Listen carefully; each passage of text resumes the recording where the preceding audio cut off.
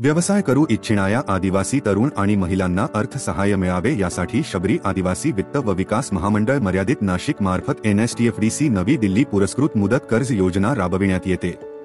या अंतर्गत कृषी संलग्न, हॉटेल गॅरेज, महिला सबलीकरण, बचतगट इत्यादी योजनेअंतर्गत कर्ज पुरवठा करण्यात येतो। ओतूर येथील सह्याद्री आदिवासी महिला बचतगट यांना बचतगट योजनेअंतर्गत 5 लाखाचे कर्ज देण्यात आले आहे। आमच्या बचत गटाचं नाव सह्याद्री आदिवासी महिला बचत गट।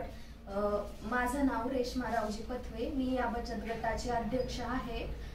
शबरी विकास महामंडळातर्फे NSTFDC नवी दिल्ली पुरस्कृत योजनेअंतर्गत आम्हाला 5 लाख रुपयांचं कर्ज भेटलं।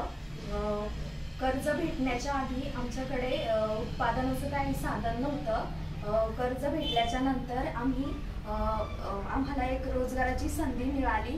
या कर्जातून आम्ही विविध प्रकारचे लोणचे बनवले।